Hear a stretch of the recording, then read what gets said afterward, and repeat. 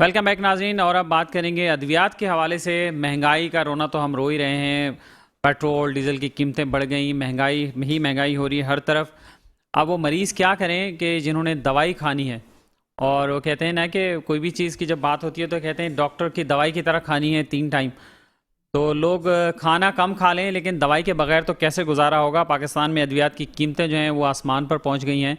ہر تھوڑے عرصے بعد ادویات کی قیمتیں بڑھا دی جاتی ہیں، اور جہاں گورنمنٹ تھوڑا سا تاخیر سے کام لیتی ہے تو وہیں پر فارماسوٹیکل کمپنیز جو ہیں وہ اپنا سر پٹنا شروع کر دیتی ہیں۔ رونا دھونا مچ جاتا ہے وہاں پر کہ ہم تو مر گئے، ہم تو رل گئے، اور ہماری فیکٹریاں بند ہو رہی ہیں، ہمیں تو پرائسز جو ہے وہ بڑھا کے دی جائیں۔ اور جبکہ آن ریکارڈ کوئی ایسی چیز ہے نہیں کہ کوئی ادویہ کی فیکٹری جو ہے وہ بند ہوئی ہو، اور اب تک کوئی 150 یا 2-4 فیکٹریاں ہی بند ہو گئی ہوں، چلو، جس سے یہ پتہ چلے عوام کو کہ واقعی وہ بہت نقصان میں ہیں، اور ادویات بنانے والی کمپنیاں جو ہیں وہ اس مہنگائی کا مقابلہ نہیں کر پا رہی۔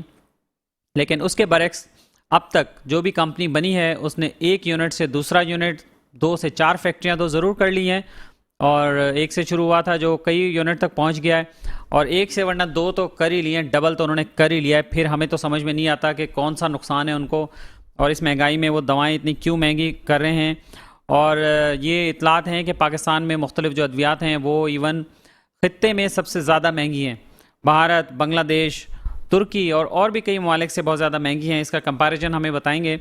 ہمارے ساتھ اسکائپ پہ ہمیں جوائن کیا ہے جناب نور ماہر صاحب نے۔ نور ماہر صاحب پریزیڈنٹ ہیں پاکستان فارماسسٹ لیگل فورم کے۔ السلام علیکم جناب نور ماہر صاحب۔ وعلیکم السلام جناب محترم۔ نور ماہر صاحب، آپ بتائیے کہ اب کیا کریں؟ اب کھانا کھائیں، روٹی کھائیں، دوائی کھائیں، عوام کیا کرے؟ اور کون کون سی ادویات ہیں جن کی قیمتیں بہت زیادہ بڑھ گئی ہیں اب؟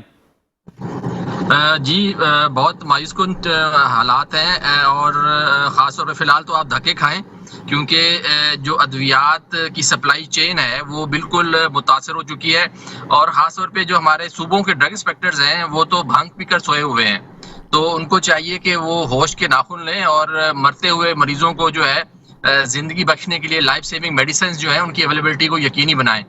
بدقسمتی سے ہمارے ادارے جو ہے نا وہ صحیح فنکشنل کام نہیں کر رہے۔ بیوروکریسی جو ہے وہ صرف اپنے دفتروں میں بیٹھ کے مطلب کہ تنخواہیں اور وغیرہ وغیرہ۔ تو مسئلہ یہ ہے کہ عام مریض جو ہے وہ بیچارہ کہاں جائے، کس در، کون سا در کھٹکھٹائے۔ تو بہرحال یہ جو ہلو جی نور صاحب، آپ کی آواز آ رہی ہے؟ تو بہرحال اس طرح کی سچویشن میں جو ہے خاص طور پر وفاقی کابینہ کو چاہیے کہ اس پہ ایکشن لے، اور وہ فوری طور پر جو ہے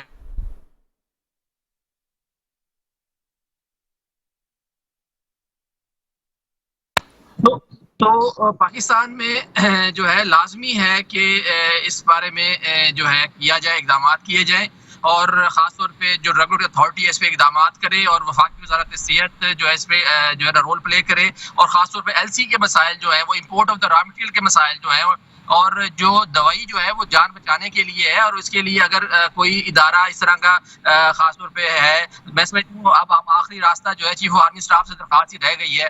تو مریض جو ہیں بہت رول رہے ہیں، کراچی سے خیبر تک مریض جان بچانے والے ادویات، چاہے وہ انسولین ہو، ہیپرین ہو، اور دوسری درجنوں ہزاروں بلکہ دوائیاں جو ہیں وہ نہیں مل رہی، لوگ جو ہے در پدر ہیں۔ جی، اور یہ پرائسز کی قیمتوں کے حوالے سے نور صاحب یہ بتائیے کہ کینسر کی ادویات کی قیمتیں لاکھوں روپے میں بڑھ گئیں، اس کے علاوہ ذیابیطس کی جو ادویات ہیں ان کی قیمتیں بڑھ گئیں، اور اس طرح سے اور کون کون سے بیماریوں کی جو ہیں دوائیں اب مہنگی ہو گئی ہیں مزید؟ ابھی پاکستان میں کوئی 25 کے قریب نئی ادویات بھی کچھ رجسٹر کی گئی ہیں۔ اصل میں کینسر کی جو پھپھڑوں کا کینسر ہے اس کی دوائی بھی ایک بہت معروف ملٹی نیشنل کمپنی لے کر آئی ہے۔ پاکستان میں وہ دوائی جو ہے ابھی نئی دوائی جو ہے وہ 8,40,000 کی روپے کی جو ہے وہ رجسٹر کی گئی ہے، جو کہ انڈیا میں جو ہے ابھی سیم کمپنی نوارٹس کمپنی کی جو ہے انڈیا میں جو ہے یہ جو ہے 2,90,000 روپے کی ہے۔ اگر ہم اس کی کرنسی کو بھی اگر وہ کریں، اس کے باوجود بھی جو ہے بہت مہنگی کی گئی ہے۔ اسی طرح ماضی میں بھی جو نیکساویر اینٹی کینسر ہے وہ پاکستان میں 2,32,000 کی اسٹارٹ کی گئی، بلکہ انڈیا میں جو ہے یہ صرف 5,000 روپے کی ہے۔ 2,32,000 اور 5,000 کا وہ کمپیریزن نہیں ہے۔ تو میں سمجھتا ہوں کہ کم از کم جو مریضوں کو نا منافع خوری میں بخش دینا چاہیے، اور ابھی حالیہ طور پہ جو ہے ڈرگ انسپیکٹرز جو ہیں وہ رول پلے کریں, جو تو ڈسٹریبیوٹرز نور جو مار ذخیرہ. صاحب یہ بتائیے کہ یہ اتنی مہنگی دوائیں یہ کیسے رجسٹر ہو جاتی ہیں پاکستان میں؟ اس کا کیا, یہ جو لوگ بیٹھے ہوئے ہیں رجسٹر کرنے والے, کیا وہ جاہل لوگ ہیں, وہ پڑھے لکھے لوگ نہیں ہیں, ان کے پاس کوئی ڈگری نہیں ہے, ان کے پاس کوئی سینس نہیں ہے کہ وہ اس کو مارکیٹ ریسرچ کر لیں, ارد گرد دیکھ لیں, خطے میں دیکھ لیں؟ مطلب کیا چکر کیا ہے یہ؟ اصل میں جو خاص طور پہ ڈرگ پرائسنگ پاکستان میں اس کا جو میکنزم ہے, جو پالیسی ہے, ڈرگ پرائسنگ پالیسی 2018, وہ جو ہے انسانیت کش قسم کی پالیسی ہے. مطلب مریض کش تو چھوٹا سا لفظ ہے نا, تو مریضوں کو مارنے کی پالیسی ہے, جس میں آپ جو مہنگائی کی شرح ہے اس کے مطابق ادویات کی قیمتوں کا تعین کرتے ہیں. آلو, مٹر, گوبھی, تیل کی قیمتیں جو جس طرح بڑھ رہی ہیں, اسی طرح وہ مہنگائی کی شرح. بھائی دیکھو, دوائی جو ہے ضرورت ہوتی ہے, فارماسیوٹیکل کمپنیوں کو ادویات کے را مٹیریل میں امپورٹ میں رعایتیں ہوتی ہیں, ڈیوٹیز فری ہوتی ہیں. تو اصل میں بہت سارے جو معاملات ہیں وہ درد دل رکھنے والے لوگ جو ہے نا, وہ منسٹری آف ہیلتھ میں ہونا ضروری ہے, صوبوں میں ہونا ضروری ہے. تو اس رحم کی کمی کی وجہ سے جو ہے اس طرح کا نظام جو ہے وہ پنپ رہا ہے. تو میں سمجھتا ہوں کہ فوری طور پہ جو ہے اس پہ ایک کمیٹی بنانی چاہیے, بڑا ٹریبیونل بنانا چاہیے کہ پاکستان میں ادویات کی قیمتیں جو ہے وہ اصل میں کیوں نہیں ہے, مطلب وہ صحیح جو ہے ادویات کی قیمتیں جو ہے وہ صحیح ویب سائٹ پہ کیوں نہیں ہے, صوبوں کی ویب سائٹ پہ کیوں نہیں ہے. 18ویں ترمیم کے بعد جو ہے وہ صوبوں کی ذمہ داری ہے, صوبوں کی ذمہ داری ہے کہ وہ جو ہے اس کو کریں. صوبے جو ہے اپنی ویب سائٹس پہ, ہیلتھ کی منسٹریز جو ہے, دیکھیں تیل کی قیمت آ جاتی ہے, کیا دوائیوں کی قیمت ویب سائٹ پہ نہیں آ سکتی؟ مطلب عوام لوٹ رہے ہیں نا, 160 ایک مالیکول ایک دوا کی ایک قیمت ہونی چاہیے. اگر وہ 50 کمپنیاں بنا رہی ہیں تو 50 کی الگ الگ قیمت ہے. تو یہ جو سلسلہ ہے یہ مریض کش سلسلہ ہے. تو اس نور پہ مار جو ہے صاحب یہ بتائیے, نور مار صاحب یہ بتائیے, آپ کی کافی گہری نظر ہے اور آپ ریسرچ بھی کرتے رہتے ہیں خود بھی. یہ بتائیے کہ دوا ساز کمپنیاں جو ہر وقت ہر میٹنگ میں روتی رہتی ہیں, ڈرامے بازی ان کی چلتی رہتی ہے بہت ساری کمپنیز کی, تو کتنی کمپنیاں بند ہوئی ہیں اب تک پاکستان میں اس وجہ سے کہ جی وہ وائبل نہیں رہیں؟ حالانکہ کہتے تو یہی ہیں کہ ہم را مٹیریل اتنا مہنگا ہے, یہ چیز اتنی مہنگی ہے اور ہم تو بس فیکٹریاں بند کر رہے ہیں. تو کتنی فیکٹریاں بند ہوئی ہیں اب تک, یا بجائے اس کے کہ ایک کے بجائے 5 فیکٹریاں لگا لی ہیں انہوں نے؟ جی, فیکٹریاں نہیں تو دھڑا دھڑ لگ رہی ہیں. پاکستان میں جو بزنس کی گروتھ کے لحاظ سے جو سب سے بڑا جو سیکٹر ہے وہ فارماسیوٹیکل اور فلور ملز ہیں, اور ٹیکسٹائل تو پیچھے بیٹھ گئی ہے نا. تو بہرحال یہ ایک حقیقت ہے کہ جو آئی ایم ایس کا ڈیٹا ہے, جس میں گروتھ جو ہے اسٹیٹسٹیکل ڈیٹا اگر دیکھیں تو پاکستان میں فارماسیوٹیکل جو ہیں وہ 40% تک منافع کما رہی ہیں, 35% کما رہی ہیں. اور میں سمجھتا ہوں کہ دنیا میں سب سے زیادہ اگر اس کو ریکارڈ میں لایا جائے تو پاکستان میں سب سے زیادہ جو پروفیٹیبلٹی بزنس گروتھ ہے وہ فارماسیوٹیکلز میں ہے. آئی ٹی میں پہلے تھی, آئی ٹی بہت پیچھے رہ تو گئی ہے. نور صاحب تو میں سمجھتا ہوں یہ اتنا منافع کسی اور ملک میں بھی فارماسیوٹیکل کمپنیوں کو ملتا ہے, یا صرف پاکستانی جنت ہے سب کے لیے؟ دیکھیں, فارماسیوٹیکل پہ 1% ٹیکس لگانے کی کوشش کی گئی تھی جو واپس ہونا تھا, اس پر بھی فارماسیوٹیکلز نے احتجاج کیا اور وہ واپس تقریباً ہو گیا. میں سمجھتا ہوں کہ پروفیٹیبلٹی اصل پاکستان میں جو کرپشن ہے بہت سارے محکموں میں, اس کی وجہ سے جو دوائی کی اصل قیمت ہے اس پہ دوا جو ہے ادویہ ساز ادارے جو ہیں اس پہ بیچتے نہیں ہیں. اپنی من مانی پالیسیز کی وجہ سے فارماسیوٹیکل جو گٹھ جوڑ ہے وہ اتنا طاقتور ہے, اتنا طاقتور ہے کہ آپ مجھ سے کبھی یہ پوچھئے گا کہ پارلیمنٹ کے کون سے ممبران کی جو ہے نا فارماسیوٹیکل یا میڈیسن یا بزنس اس سے ریلیٹڈ نہیں ہے. تو ہے تو بہت سارے لوگوں کا. تو اس پہ جو ہے میں سمجھتا ہوں کہ ہمیں فوری طور پہ جو ہے مریضوں پہ رحم کھانا جو ہے بہت ضروری ہے, اور پاکستان میں ادویہ سازی کے نظام کو جو ہے ٹھیک ہونا بہت ضروری ہے. تو اس پہ جو ہے اللہ تعالی ہمیں سب کو جو ہے نا نیکی کا موقع دے. اور میں سمجھتا ہوں کہ ادویات میں مریض جو ہے نا بیچارہ بے رحم ہوتا ہے, اور آج کل کے دن میں مریض بیچارے ہاتھ میں پیسے لیے پھر رہے ہیں کہ یار جان بچانے والی دوا دے دو. میں سمجھتا ہوں انسان جو ہے نا اگر کسی کا ابا والد مطلب فوت ہو جائے, اماں فوت ہو جائے, اور صرف اس وجہ سے کہ دوائی اس کو نہیں مل رہی, اس کے پاس پیسے تو بھی یہ ہیں, نور تو مار اس سے صاحب یہ بتائیے, نور مار صاحب کہ جب لائسنس دیا جاتا ہے یا کسی بھی کمپنی کی ڈرگ رجسٹر کی جاتی ہے, کیا یہ اس کی بنیادی شرط نہیں ہے کہ اس کی اویلیبلٹی بھی وہی کمپنی انشور کرے گی؟ جی بالکل ایسا ہی ہے کہ 6 ماہ بلکہ جو ہے دوائی مارکیٹ کرنا ضروری ہوتا ہے، اور اس کا ایک والیوم جو ہے ہر مہینے جو ہے اس کی پروڈکشن کرنا، اگر ڈیمانڈ موجود ہے تو اس کی والیوم آف پروڈکشن جو ہے اس کا انوینٹری لیول جو ہے وہ مارکیٹ میں رکھنا جو ہے قانون ڈرگ ایکٹ 1976 کے اور ڈرگ ایکٹ 2012 کے مطابق انتہائی ضروری ہے. لیکن پاکستان میں جو ہے ہونا تو یہ چاہیے کہ سنگل ڈرگ جو ہے وہ ایک مالیکول کی ایک قیمت ہونی چاہیے. یہاں پہ جتنی طاقتور کمپنی ہوتی ہے چاہے امپورٹ کی ہو یا لوکل ہو اتنی ہی زیادہ قیمت ان کو دی جاتی ہے. تو یہ پالیسی جو ہے وہ انتہائی جو ہے میں سمجھتا ہوں کہ شرمناک ہے.